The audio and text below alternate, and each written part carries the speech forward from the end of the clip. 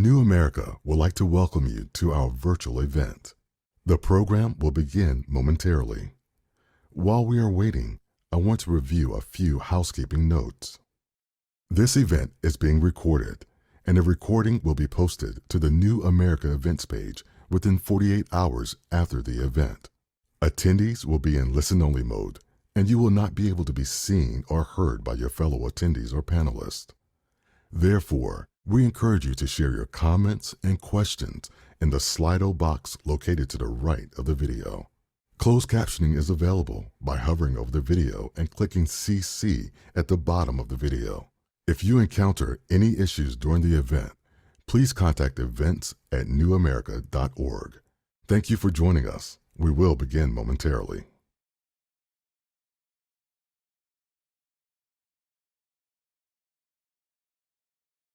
Hello, everyone. My name is Yulia Panfil. I'm the director of the Future of Land and Housing program at New America, and it is my pleasure to welcome you to today's webinar on innovative approaches to secure women's land rights, held in partnership with USAID as part of USAID's Integrated Natural Resource Management activity. The 2030 Agenda for Sustainable Development includes important goals related to ending poverty and promoting gender equality. We know that securing and promoting women's land rights is key to reaching these goals and to promoting women's empowerment and security globally. Yet, we know that social, cultural, institutional, and even legal barriers prevent us from helping women document and defend their land.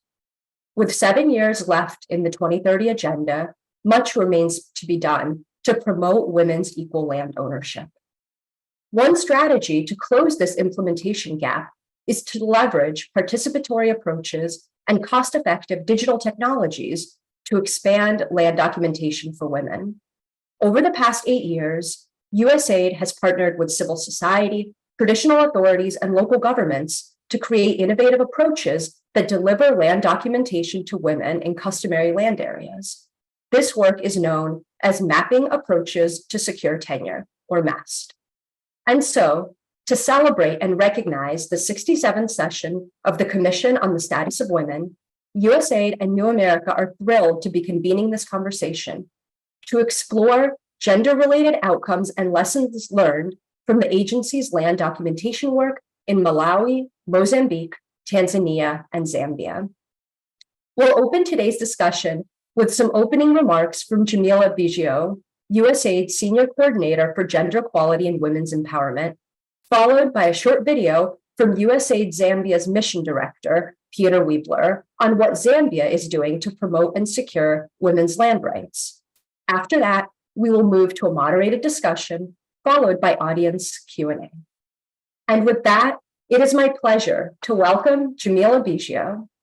Prior to joining USAID as a Senior Coordinator for Gender Equality and Women's Empowerment, Jamila served as a Senior Fellow on Women in Foreign Policy at the Council on Foreign Relations and as the Director for Human Rights and Gender on the White House National Security Council. Jamila, it is our pleasure to welcome you. Over to you. Thank you so much. It's such a pleasure to be with you all as we celebrate progress on such a critical issue. As you heard, my name is Jamila Biggio. I'm USAID's Senior Coordinator for Gender Equality and Women's Empowerment, and I'm so pleased to be here today to open this session on innovative approaches for women's land rights as we celebrate the 67th session of the Commission on the Status of Women. Creating and delivering innovations for women's land rights is a topic of special interest for USAID. We all know that women around the world continue to face widespread legal and social discrimination when it comes to accessing, using, and controlling land. We know that still today, in 2023, 40% of the world's economies limit women's property rights. Discriminatory laws are one part of the problem, limiting women's formal rights to land and natural resources. But even when women do have land rights, discriminatory social norms often push women into less desirable marginal lands to support themselves and feed their families. These barriers have far-reaching implications, as land is one of the most important economic assets for many women, especially rural women, who are a focus of this year's Commission on the Status of Women. Improving women's legal and practical access to land is critically important to promote food security, to address climate change and biodiversity conservation, and to enable inclusive economic growth. That's why it's an area of focus for the US government. In January, at the launch of the US government's new global strategy on women's economic security, Administrator Power set a New Year's resolution that I hope we all can adopt: ending the economic oppression of women. She did it recognizing that we can't tackle the world's most pressing challenges without women. If we want to tackle the mounting food crisis that is devastating communities around the world, we need the contributions of women farmers and women in agribusiness. If we want to reverse the first increase in the number of people living in extreme poverty in 2 decades, we need the contributions of unemployed and underemployed women. Helping more women access, use, and control land is one ingredient in unlocking women's economic contributions. With more secure land and property rights, we know that women pursue new entrepreneurial activities. They leverage their land to farm and build new green businesses. This opens up pathways for them to participate in the economy, which strengthens livelihoods for their families and communities and improves their future opportunities. That's why it's one of our strategic objectives for USAID's 2023 Gender Equality and Women's Empowerment Policy, which we will be releasing shortly.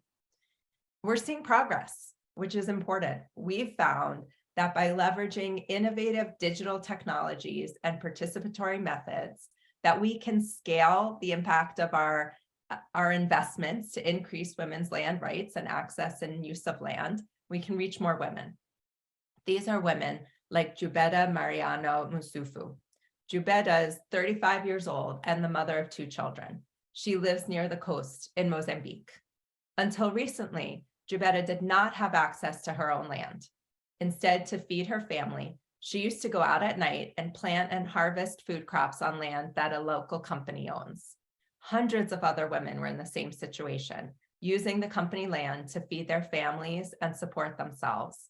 For all of these women, this was risky. They might have lost the plot and crops at any moment if the company chose to kick them off. And it posed an enormous time burden on each woman as they sought this piecemeal solution to growing the food that they needed. USAID was able to partner with the local company, Grupo Madal, to leverage digital technology and help address this problem. So what we did was we used the mapping approaches to secure tenure. And Madal, together with USAID support, identified parcels on company land for 1,300 people, 85% of whom are women. So with these parcels mapped out, Madal provided these 1,300 women and men with long-term land use rights, with extension services, and with seeds and saplings to grow commercial crops as well as food crops. Madal also agreed to purchase the commercial crops from these newly recognized in-growers, creating, at the stroke of a pen, new economic security, a new income stream, and improved resilience for these rural women and their families. As you'll hear, this work has reached tens of thousands of women in Mozambique. In Zambia, we've worked closely with traditional leaders like Chieftainess Muezwa, from whom you'll hear today, to use digital technologies to secure land use rights of local women and men, helping to make sure that 52% of landholders in our project areas are women. In Malawi, we've partnered with the government to use fit-for-purpose technologies and gender-responsive methods to quickly and efficiently map and certify land claims. Mr. Masida Mbano from the Land Reform Implementation Unit will talk about these experiences. And in Tanzania, USAID started with a small project to test the use of mobile technologies, community-driven data collection and engagement to secure rights, and then built on that work. We've delivered over 70,000 certificates of customary rights of occupancy to community members, 49% of whom have been women. The World Bank is now scaling this work across Tanzania in rural and urban areas, multiplying the impact of the earlier USAID investments in gender-responsive land registration. Leveraging these technologies and these participatory approaches, we've been able to do the hard work to support more secure land rights for women, to shift discriminatory gender norms, and in that process, to improve women's confidence and status within their households and communities. Over the past 5 years, USAID has helped over 260,000 women to document their land rights using these digital technologies and participatory approaches we've talked about. We are committed to continuing and scaling this work, including through USAID's Gender Equity and Equality Action Fund, a fund committed to advancing women's economic security that USAID manages and that's implemented by USAID and the State Department. In fact, in February of this year, we selected 2 new investments for the Gender Equity and Equality Action Fund with a total of $9.3 million subject to the availability of funds to support women's land rights. These include in Angola, we will be supporting a $5 million investment to secure land rights, to improve literacy, and to increase agriculture production for women in the rural workforce, participating in the private agricultural market. And in Burundi, we will support a $4.3 million investment to strengthen women's access and rights to land while strengthening their economic empowerment. As USAID continues to strengthen the land rights of women around the world, we're pleased to share the experiences we've had with you all. We look forward to learning from all those in the audience from this dialogue so we can continue to strengthen our approaches to address systemic barriers to women's empowerment and to enable many more women to benefit from enhanced economic security and well-being. Thank you again for the opportunity to be with you today to open today's session. We're so looking forward to an informative and inspiring conversation together. Thank you. Thank you, Jamila, for those opening remarks. I will now turn it over to a short video from Zambia's Mission Director, Peter Weibler, on what Zambia has been doing to promote women's land rights.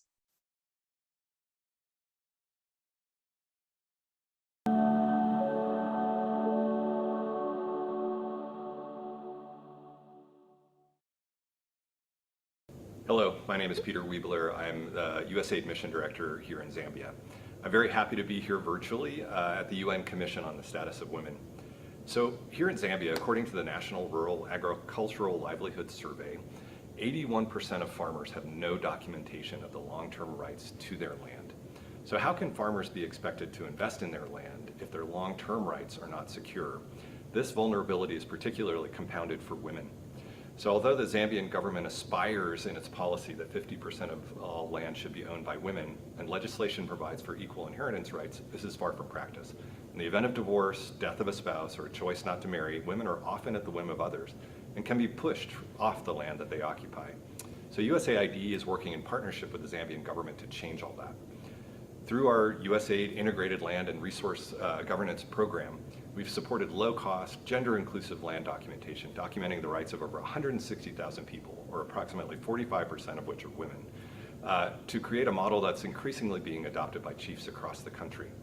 We are also focusing on traditional leaders since they deeply influence what is socially acceptable and the cultural norms that allow women to exercise their rights. USAID supported the first cohort of chiefs to participate in a 2-year diploma in traditional leadership, which focused on inclusive development and has worked with CSOs or civil society to carry out gender norms dialogues with many community leaders across Zambia. When women feel secure in their land rights, they're more inclined to farm, build, and invest in their land. When they invest in their land, they invest in their future and the future of Zambia.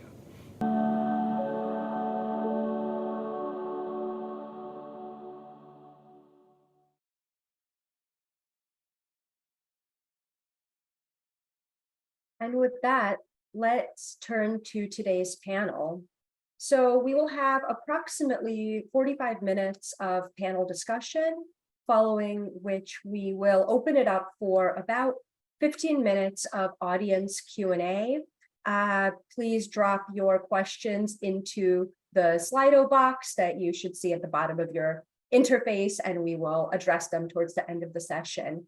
I will start by very briefly introducing our 6 panelists, and then we'll jump in. First, I am so pleased to welcome Carol Boudreau, Senior Land and Resource Governance Advisor with USAID Washington. As part of her role, Carol supports missions, bureaus, and offices to design, develop, and implement activities to secure land rights and create policies that reflect the key role that land plays in promoting development objectives. Next, I would like to welcome Mr. Macedo Mbano, Acting Team Leader within the Land Reform Implementation Unit of Malawi's Ministry of Lands. Mr. Mbano is a chartered and registered land surveyor who has served in the Department of Survey of the Ministry of Lands for over a decade.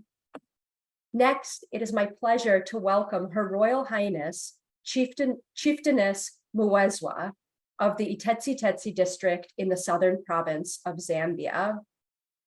Chieftainess Muwezwa is a conservationist and a gender champion who has been instrumental in highlighting the impacts of climate change and advocating for the rights of women.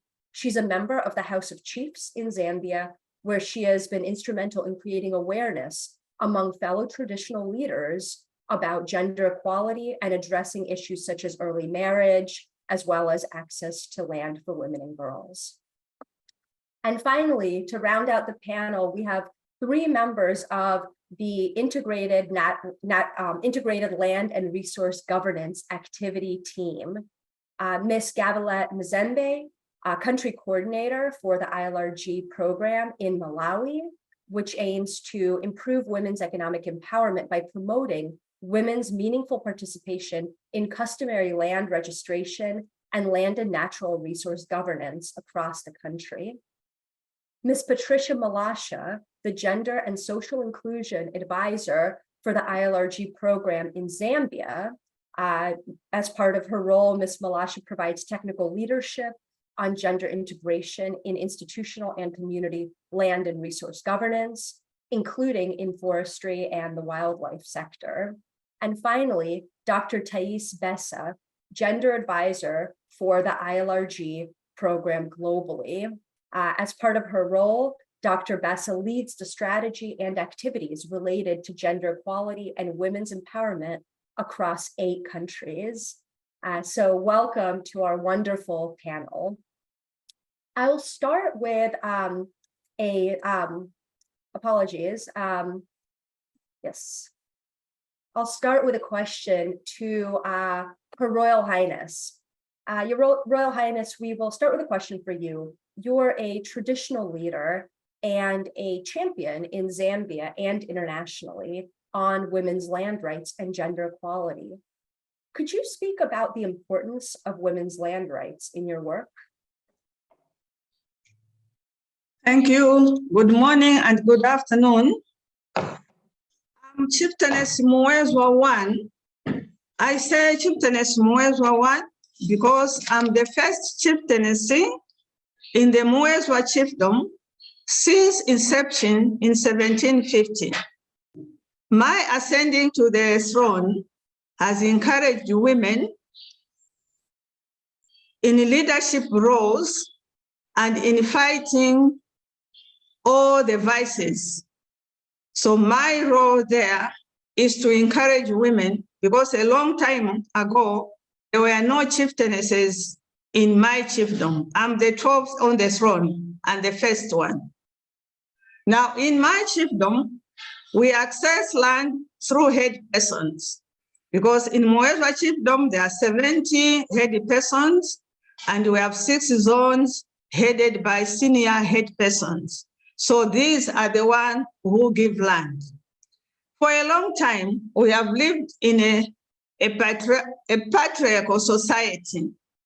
So to change the mindset of the communities, we have to work hard. But we know the importance of land to women. And even when we are giving awareness to women, we involve the men so that we work together. It's important for women to own land. By women owning land, we are going to reduce the cultural practices. That's the bad cultural practices. But there are some practices which are good, which we retain. And when we provide women with land, then we will have land security. And we know women are mothers.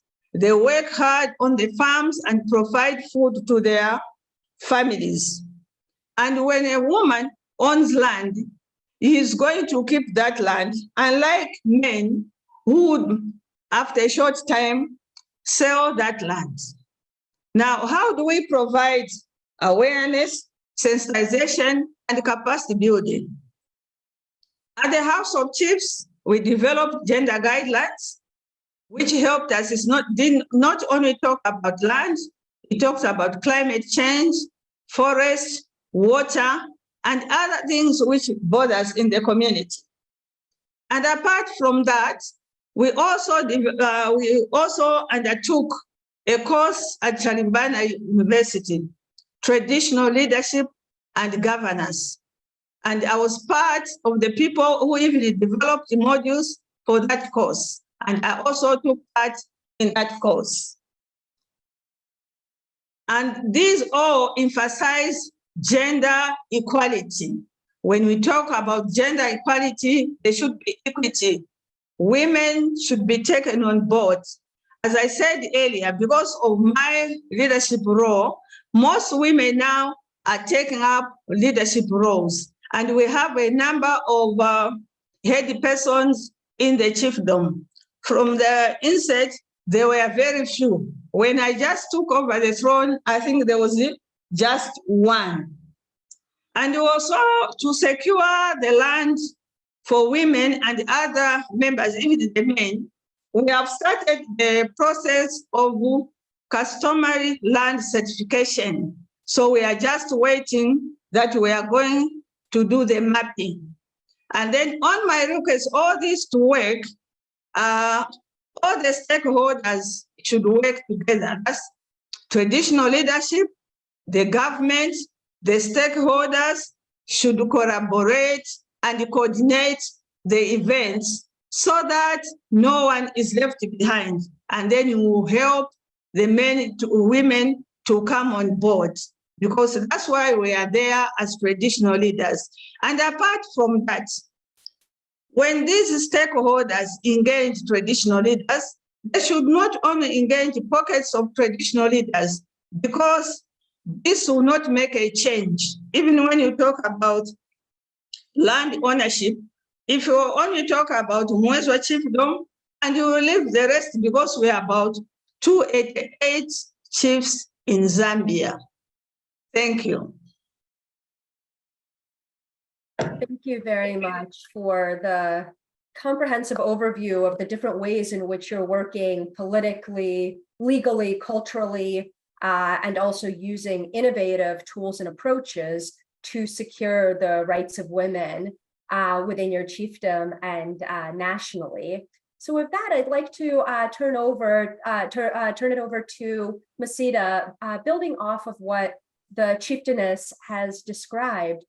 From your experience within the government of Malawi, what are some of the approaches that you have been using to promote women's land access, ownership, and control?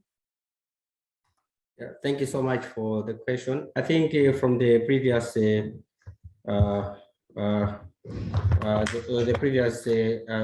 panelists who answered the previous question, I think what is very important is in Malawi is to say that we have encouraged women to participate in all these areas. The most important thing which Malawi has done is to put this in the laws.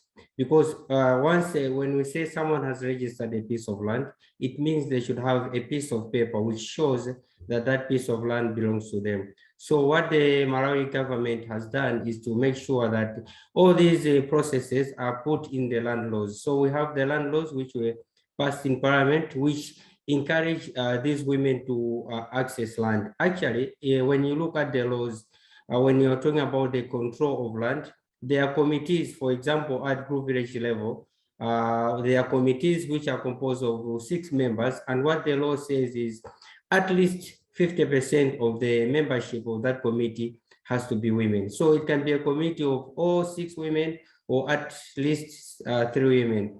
And also when you go to the next level of the chiefs themselves who are controlling a bigger area, the membership in the law is 6 members, at least 6 have to be women.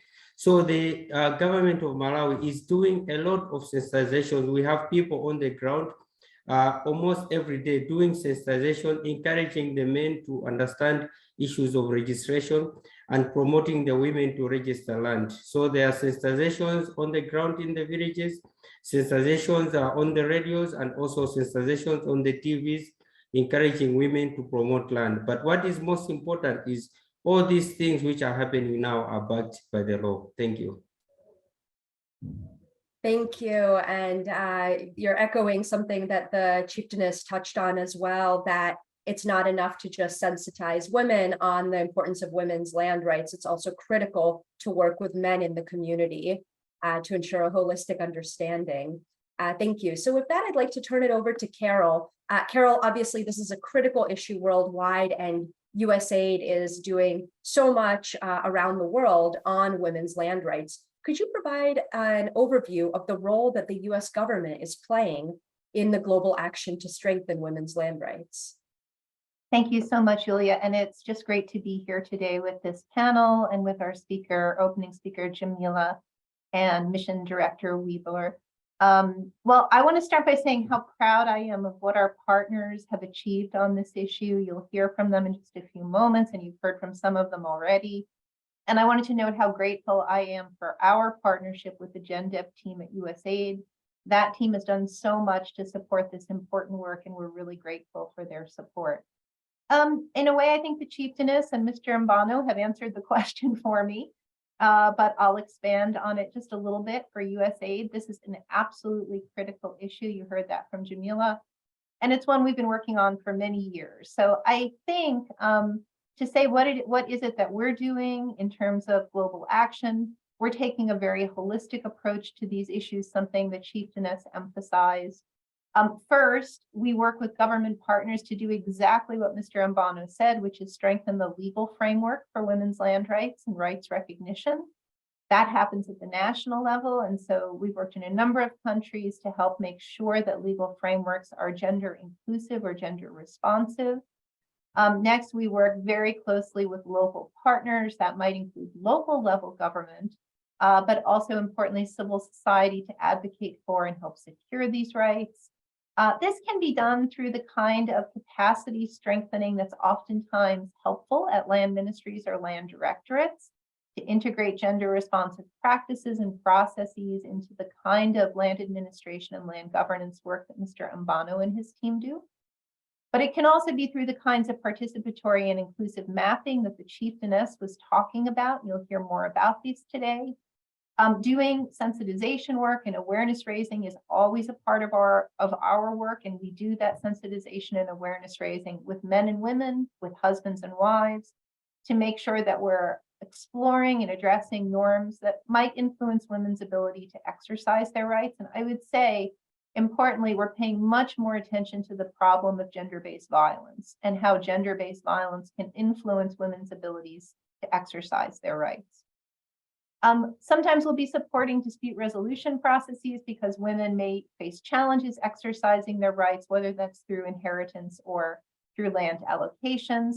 And then I think another thing that's unique that USAID does is we work really hard to build the evidence base around what works to empower women by providing more secure rights to land. And so we have a number of robust impact evaluations that speak to these outcomes.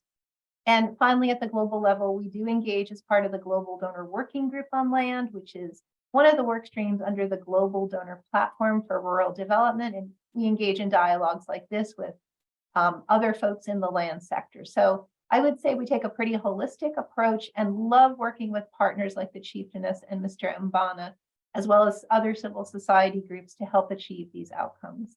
Thanks, Julia.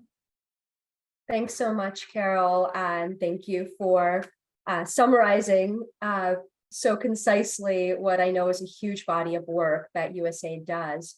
So over the next few minutes, we'll dive a little bit deeper into what exactly USAID is up to in each of the 4 countries that are being covered by this panel. So first, I will turn it over to Patricia and Gavilet to tell us specifically what USAID is working on in Zambia and Malawi.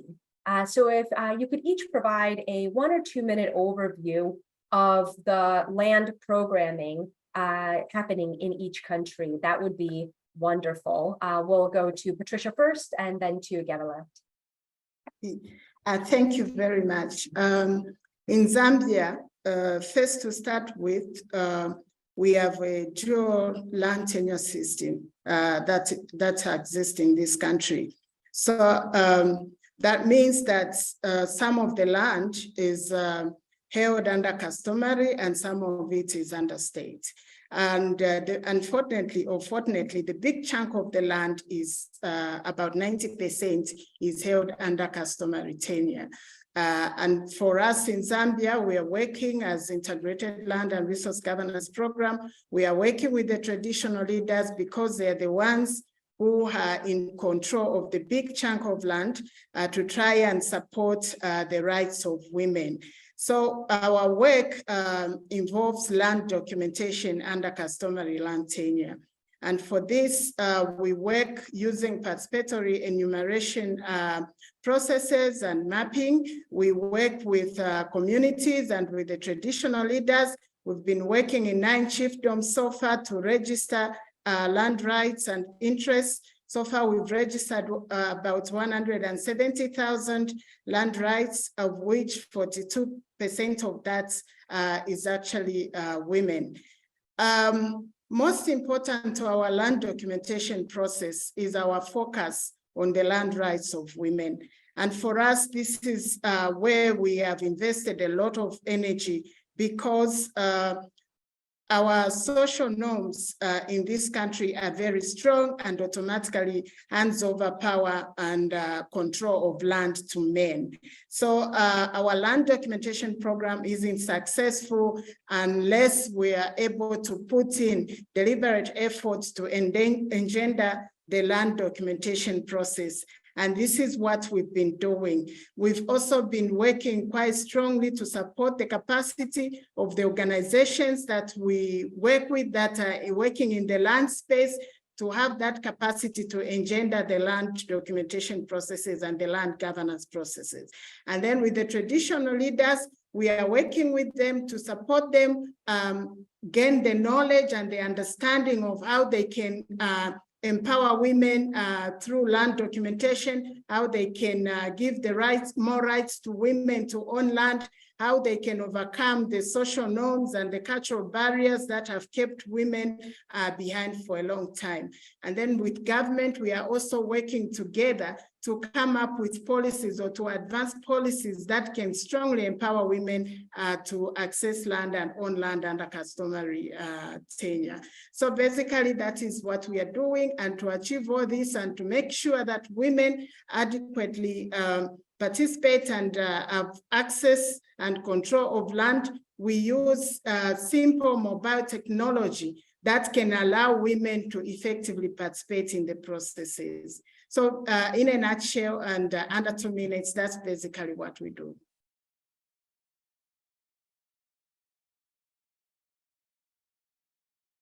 Thank you very much. We'll dig into some of that work in just a moment.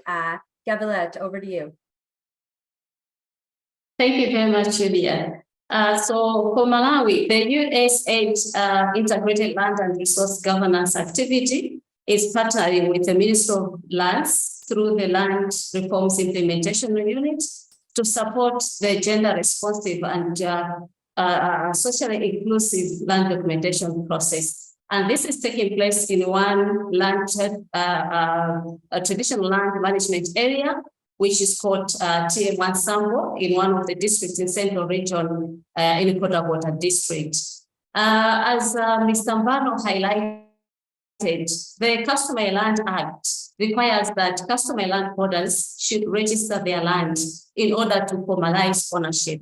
So this is the context that we are working in. But although the law provides for gender equality in the provisions, but the reality is that when you go on the ground, the underlying factors, the social norms and the gender norms that undermine women's land rights. And this is exactly where integrated land and resource governance in Malawi is focusing on, to make sure that as we do land documentation, we just not only focus on the technical and legal framework, but we go beyond the technical and legal framework to address the issue, to address the norms, social norms, to address the gender norms, to address the cultural norms that are undermining women's land rights. So we are working with this within this context, and like Zambia, we are also working a lot with traditional leaders because these are the custodians of culture.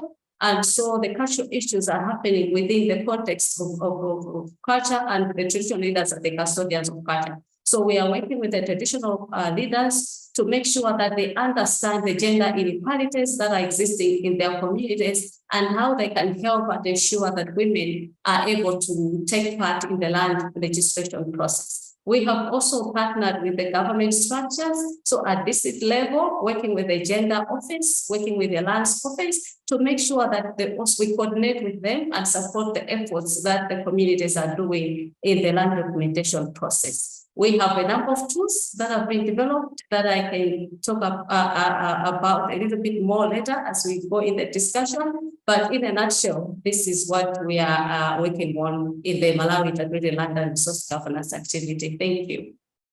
Thank you so much, Gevelet. And with that, we'll turn over to Carol and Thais. USAID has implemented gender responsive land programming in Mozambique and in Tanzania as well. Again, in just 1 or 2 minutes, if you could please tell us a little bit about the work done in these 2 countries. We'll start with Thais and then move to Carol. Thank you very much, Julia. As a context, in Mozambique, even though all the land is officially owned by the state, individuals, communities, and private sector companies can hold rights to use and access land. And the main challenges to women's land rights in Mozambique, I think, are very similar to the challenges that my colleagues have alluded to in other countries where we work. Mostly overall land tenure insecurity and gender inequality. In Mozambique, land insecurity is very high, and it's estimated that over 75% of rural land in the country is undocumented, and women face many additional barriers.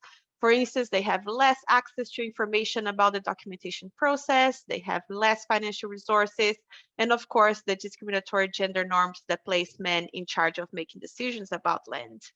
There are some differences about women's access to land and ability to document land in their names in matrilineal and patrilineal areas, but we have found that in both setups, men retain control over the decisions, any decisions about land, and also the income derived from it.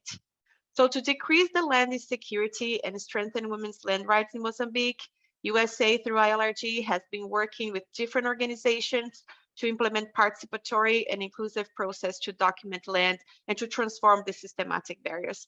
As my colleagues mentioned before, this includes working with different organizations to strengthen their capacity on gender equality and social inclusion, integrating gender into every step of the documentation process with technical support. And also, for instance, in the process of documenting community lands, we create community associations that will be responsible for the governance of the land. And we try to make sure that those associations are inclusive and participatory and representative. This includes broad sensitization with the communities involved, not only on the importance of documenting the land, but also on gender equality and social inclusion, and also working with women. So they have the technical skills, but also the social emotional skills like confidence, public speaking, so they can meaningfully participate in these associations. And this ensures that women are involved not only in every step of the documentation process, but also later on, they are able to meaningfully participate in the governance and decisions about land at the community level and at the household level. So as a result of this work over the past 5 years, USA has supported over 340,000 people to document their land rights.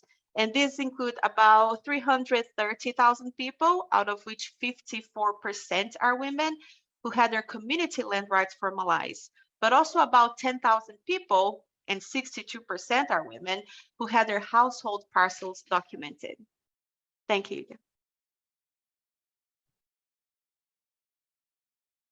Thank you very much, Thais. Over to you, Carol. Oh my gosh, I love hearing what the ILRG program is doing. It's just such inspiring and impactful work. Really, really pleased to hear that from my colleagues. I'm going to talk really briefly about our work in Tanzania, which was done under a different program.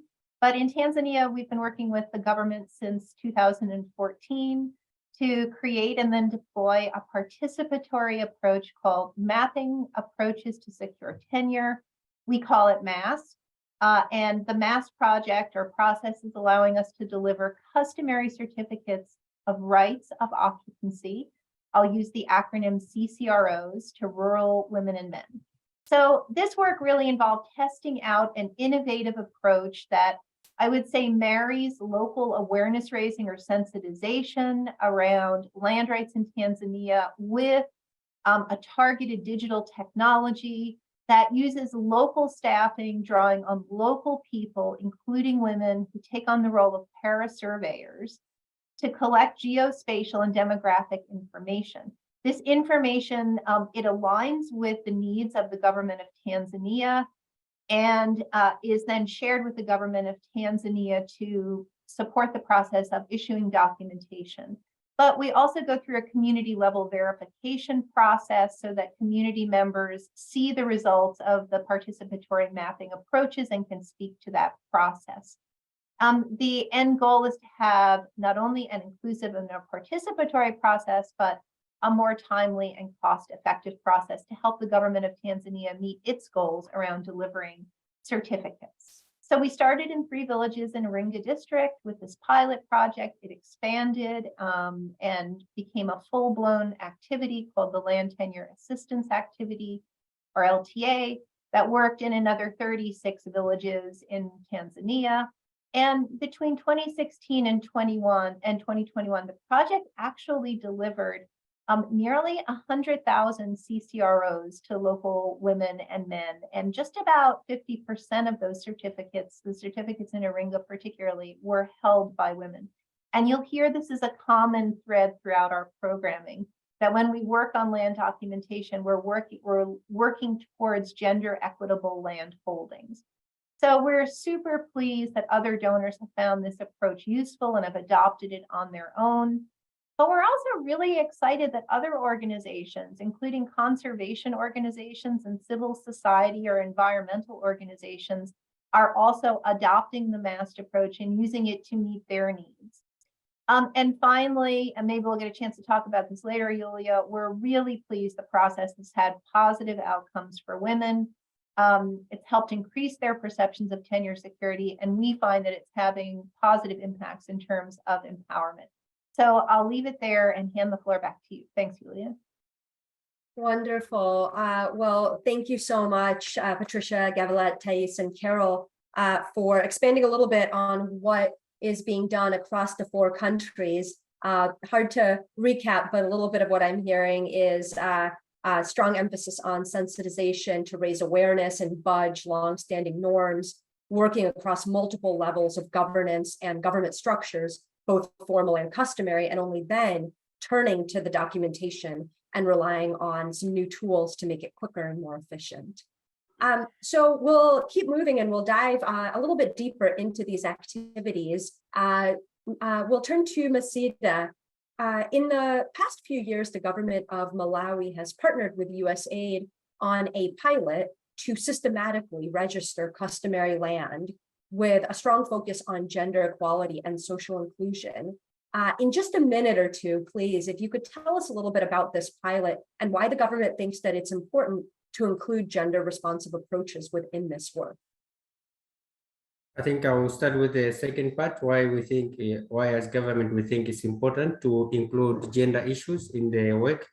I think it's important because of the current scenario in which we are, where women and the children especially suffer from land grabbing and things like that, especially here in Malawi and mostly in some parts of Africa, I would assume. When a husband dies, in our culture, in most of our cultures, it's assumed that the land belongs to the man. So when the husband dies, so the villagers say the wife has to go back where she came from and the children, and there is a lot of suffering and there are a lot of issues which are involved. So looking at that, government decided to include in all work we are doing gender responsive approaches so that we can empower these women to register the land just as the men are also empowered, so that at the end of the day, everyone has got equal rights of registering their land. So talking about this project, which we did with USAID, this project, we chose that area because it is a predominantly an area which is patrilineal. So in that area, it is only the men who own the pieces of land. The women just come according to the villagers to get married, and then when the husband dies, they have to go back.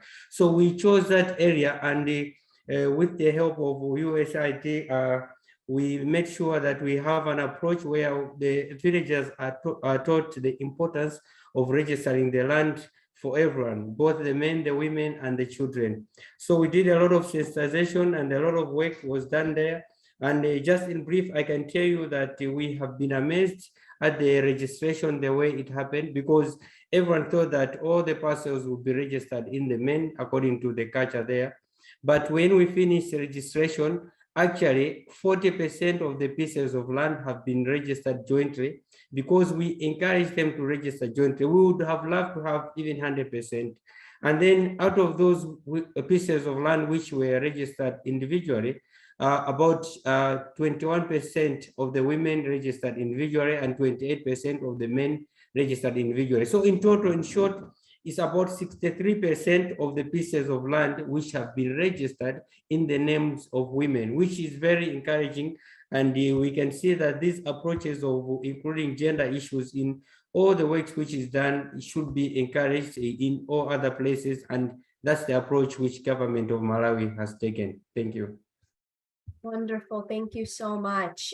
Gavilet, as an implementer working alongside Masida, can you share a few brief reactions or perspectives on any of the challenges and benefits you've seen within this activity from the inclusion of women in this activity? Thank you very much. Let me start with the benefits. As Masida has already highlighted, the first benefit that we've noted is the inclusion of women in registration of land. So that's very encouraging to see that 63% of the certificates have women names on them. That is very encouraging.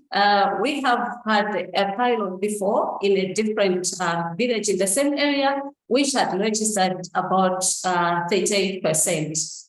Women being on the certificates that were registered. So you can see the difference, and this is the benefit that is noted of including women on legislation processes. The other benefit is that we've seen mindset change among women themselves. So the time we're getting into the community in Team Ensemble, we could literally see women that were not coming forward to express themselves, especially in the presence of men, and also participate in the committees. Their participation was very low. We talked about the laws providing for inclusion of women in the committees. So a minimum of 3 women in a committee of 7 people. But when you come to participation, there was almost 0 participation at the time we're starting the project. But when they went through the trainings, the women empowerment and leadership training, and also the gender norms dialogue sessions, it changed the mindset. And women started coming up to say, I can now stand in front of men. I can now contribute in the committee, and my voice is heard within that committee. It's because of the empowerment and the social emotional skills that they gained through the trainings. So that's the benefit that we've seen. We've also seen the benefit of including the girl child. So the 63% we're talking about, it's looking at women but also the girls who are included on the certificates. So that alone is also an encouragement that this is a benefit that we are noticing within the project, that women and girls are being considered. They can own land, they can have their own land, they can own land jointly with other family members. So this is what we think is very good and can be sustained. And as government is rolling out, which is the plan, rolling out other districts in the land documentation process, these are the lessons that we can share and learn and be able to build up on other interventions. In terms of the challenges, it hasn't been easy to penetrate for people to understand that we need to include women in these processes. So it has taken a lot of sensitization with the communities and other stakeholders within the community, including the traditional leaders and the men themselves, so that we get a buy-in from the men and the rest of the communities that it's really important to include women. When we include women, as the Royal Highness said at the beginning, women are at the center of everything. We'll have improved economic situations and status within our communities if we put women in the forefront, because they have that part to make sure that things move. They can push things. So it's been helpful to have women in the forefront, and this is the benefit that we've noted. We've also seen the benefit regarding men, big gender champions. Men have led to go in front and fight for women in terms of including women in land registration. So that has been a benefit. Of course, there's a challenge because other men still are resistant to take up that challenge and resistant to include women. So that has been a challenge as much as the gender champions have helped us to benefit, to be able to reach out to more women and include women in land documentation. So that's what I can highlight in terms of the benefits and the challenges that we've noted. Thank you. Thank you so much, Gabrielle. We'll turn to your Royal Highness. You noted in your opening remarks, as noted, you're a very influential voice on women's rights. What do you see as the biggest limiting factors within Zambia on promoting women's land rights, and how have you worked to overcome some of those barriers and limiting factors? Thank you. As earlier alluded, it's important that women's rights should of importance. Now, yes, we have challenges, but what we have done, like in the chiefdom, for every meeting that we have, whether at a village level, at zonal level, they sensitize the community and give awareness for all the vices. But most of the chiefdoms are the far-flung area of Zambia. So it's very difficult, even when we talk about awareness. Like we are seated here now, most of the parts of rural Zambia cannot be accessed. But we have not sat down just to sit because we have those challenges. We still work. That's why we need the government, the traditional leaders, and the stakeholders to help us with this. As you have said, we're still working hard to work on the traditional norms, which are negative. And we also have to work on the traditional customs, which help for the women to still retain land. And because of those awareness, for now, most of the widows, because of the awareness, the widows retain the land when a spouse dies. But we still have to go around when they are divorced. And it's not practical that two people have divorced, then you let them stay in the same area. So what we have done is maybe if they are divorced, then you have to look for a piece of land for the woman so that they don't stay together. That we are working on, but still more, because mindset takes a long time. So there are still some men or some families who would chase the widow when a spouse dies. But because of their awareness and sensitization, most of the communities or most of the people in the communities, when such a thing happens, they will report to the royal establishment so that something will be done, or they will report to the police, because we told them that there are things which can be taken to the police. The customary land should be to the traditional leader, and the criminal issues should be taken to the police, so they know. And apart from that, because of these limitations, we have also used radio, drama, and song.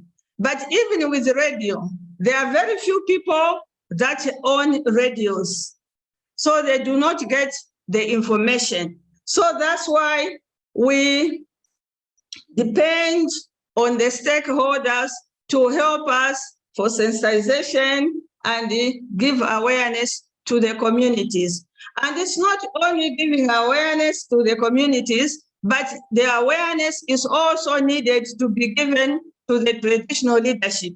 Because if the traditional leadership do not know what is supposed to be done, then it's difficult to talk to their communities. Thank you. Thank you very much. Patricia, the chieftainess touched briefly on cultural and social barriers to women's land rights. Could you touch very briefly, just in a minute or so, as an implementing partner on what ILRG has been doing in Zambia to help address some of those barriers? USAID strategy in Zambia builds on just what our Royal Highness has tried to explain there. The biggest challenge that we have are the social norms that keep barring women from owning land. So our strategy as Integrated Land and Resource Governance Program has been to build a cadre of champions among the traditional leaders and among the organizations that are working in this land space. So one of the things that we've been doing is to work very closely with the traditional leaders, to work very closely with the likes of Royal Highnesses, but we are also going down below that because as she has tried to explain, it's the head persons that actually initiate or start the process of giving out land.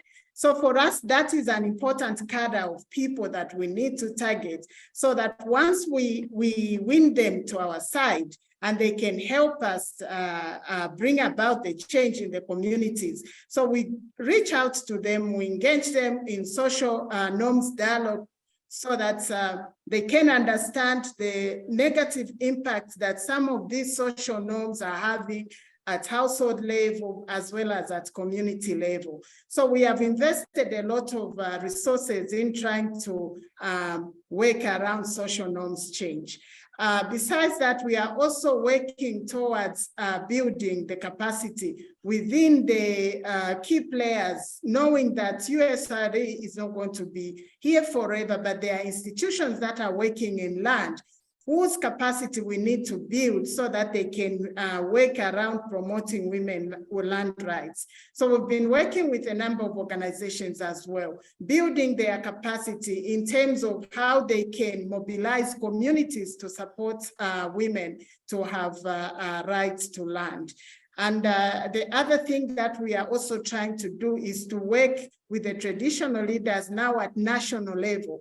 How can we support them? As she says, they do not have the capacity. How can we support the capacity of the chiefs who are at national level and where they're able to influence a lot of things? So we've been working with them. We've developed the guidelines with them, for them, the traditional leaders themselves, like Royal Highnesses herself, was very instrumental in putting together these guidelines with us providing that technical support, which has become a tool that they are using in building their own awareness at community level. And this has proved to be quite effective.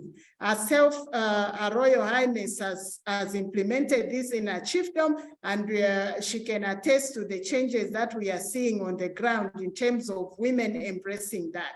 For us, our strategy also involves reaching out to the women themselves. Much as men are usually the ones who are not willing to give land to women because it's in their power, you find that in our context here in Zambia, even women themselves, sometimes because of the social norms that they've been accustomed to, are not willing to actually own land. We had this experience in our land documentation process where the women were the ones refusing to actually have their name enlisted on the certificate. So we've really been reaching out to women as well, trying to empower them through the women leadership and empowerment trainings, trying to empower them and help them understand that the social norms are there, yes, but there are things that can change over time. We need to look at the positive side of owning land. What will it do to you as a woman? How will that empower you for the betterment of your family and for the betterment of your community? So we've really tried to pursue a strategy that does not just look at men, but also looks at the women and how we can help them break out of these social norms.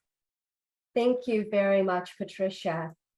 We will turn to one final question to Carol. Carol, you touched in your remarks on USAID's work in Tanzania. And over the last decade, USAID and its partners have used tech-enabled participatory mapping approaches to register hundreds of thousands of parcels in Tanzania and elsewhere. How has the use of technology for large-scale registration helped to improve women's land tenure security? Thank you, Yulia. And I know we're running short on time, so I'll be super quick and say that we did have the opportunity to carry out an impact evaluation of the land tenure assistance activity in Tanzania. That study, which can be found on our LandLinks website, did find tangible and important benefits with regard to women's empowerment in Tanzania as a result of receiving CCROs. One of the things that we found is that in our treatment group, the group with whom our impact evaluation was working and our implementing partners were working, 83% of women who were primary spouses did have CCROs, compared to control groups where only 13% of primary spouses actually had that documentation. Okay, so the documentation may be important for women to have for a number of reasons. So if you have the documentation, you might actually feel more secure insofar as other people, neighbors, people in the community, people outside the community may have a harder time taking land from you if you can prove that the land is yours through the documentation. And in fact, we did find that perceptions of tenure security improved, especially for female-headed households and for wives. And the level of improvement for those women, both female-headed households and wives, was generally on par with the improvement that was observed for male-head of households who also received documentation. So documentation was making everybody feel more secure. We also did find that as a result of receiving the CCROs, as I mentioned just a moment ago, people felt like they were less likely to face a boundary dispute with their neighbors. And for women, that was reduced by as much as 32% looking forward over the course of the next 5 years. One thing that might be interesting for folks to note is that we were doing LTA to test to see if it would be a quicker, more cost-effective manner. And in fact, what the impact evaluation did find is that adopting this technology-centered approach, this participatory but technology-centered approach, did decrease the cost of issuing CCROs from about $40 a parcel to just under $8 a parcel. And so particularly for women, if they have lower levels of income, reducing that cost might make it much more likely that they can actually access and hold those CCROs. So I'll leave it at that, Julia. Overall, it did help women increase their tenure security, and we would, I should say, anticipate over time that will translate into increased investments in land. Thank you. Thanks so much, Carol. And I think this brings us back to something you mentioned in your opening remarks about how USAID invests in the evidence base, which then allows you to really back up these statements with rigorous evidence on how the projects have benefited women. So with that, we will turn to audience Q&A. I apologize that the conversation was so rich that we only have a few minutes for Q&A before we end at 10:15 Eastern. But I see our first question is around the role of the private sector in promoting women's land rights. I'd like to direct this question to Thais. I know that in Mozambique, USAID has worked with agribusiness company Grupo Modal. I'm curious if you could tell us a little bit about that partnership and how that work has benefited women's land rights in the country. Thank you. As Jamil mentioned in her opening remarks, over time in Zambezia, which is in central Mozambique, about 50,000 people moved into Madal's land to produce subsistence crops, and most of these people are women, and they were tending to their crops in the night with the risks that come with it. And Madal wanted to implement inclusive business models. So we partnered with USAID to have an innovative and inclusive approach to solve land conflict, increase land security for the smallholder farmers, and to promote an economically viable use of the land that could benefit both the rural families and the company. So instead of evicting these people that encroached into the company's land, this partnership is working in two fronts. First is mapping community land of 14 communities around the Madal property, but also working with the people that encroached into its land, which is about 1,300 people, 86% are women, to formalize their land use rights. So the land continues to be owned by Madal, but the smallholder farmers can now use these plots to produce both subsistence crops, but also commodities for Madal. And both farmers, the outgrowers in the communities around Madal property and the ingrowers in the land that belongs to Madal, are receiving from the company agriculture inputs, extension services, and purchase guarantee for certain crops like coconut, beans, sesame. So in addition of the peace of mind for especially women and the land tenure security, this is the first time that these women are able to produce beyond subsistence crops and access commercial value chains. And this leads to additional income to the households, which is being used for investments in better nutrition and education for the children. So in parallel to the land formalization aspect of the work, USAID is also supporting Madal to revise and develop gender responsive internal practices and extension services that are gender responsive, and also to ensure that the women have decision-making power over this new income and the land. We're working in extensive community sensitization and also trainings on gender equality, harmful gender norms, and gender-based violence. So this approach can serve as a model for other private sector partnerships to solve land conflicts with local communities and strengthen women's economic security, because it demonstrates that investments by the private sector in land tenure security and in gender equality at the same time can benefit both a company's bottom line, but also the communities and especially women. Thank you. Thank you, Thais. The next question I would like to direct first to Chieftainess Moeswa, and then open it up to anybody else who would like to jump in. Is there any work being done on examining climate change, the impact of climate change on land tenure security for women?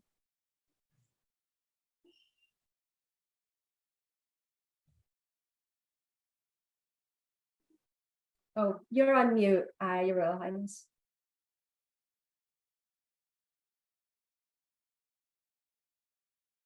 Thank you.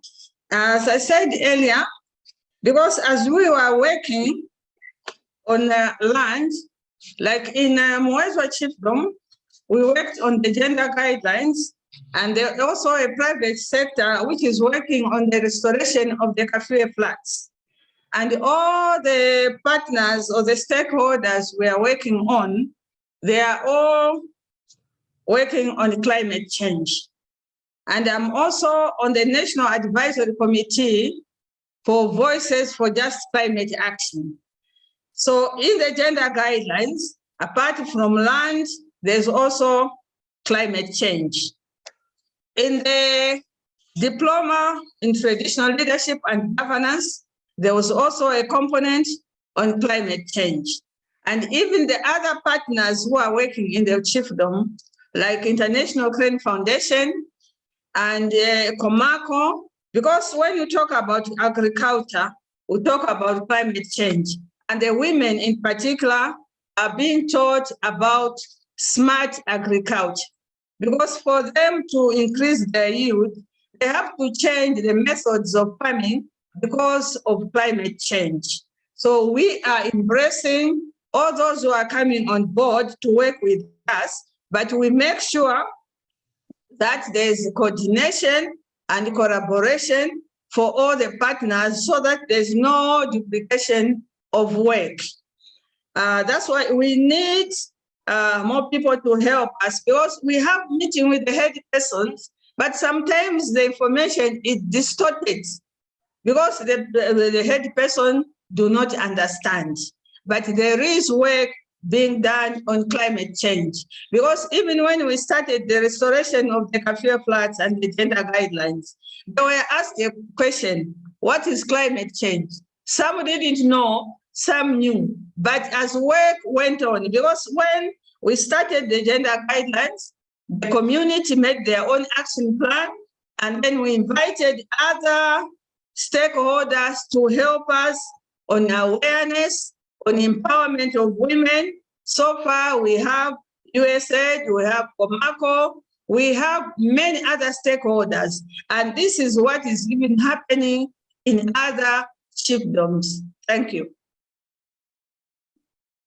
Thank you very much. We have just one more minute. If somebody would like to jump in very, very quickly with a few quick remarks, please go ahead.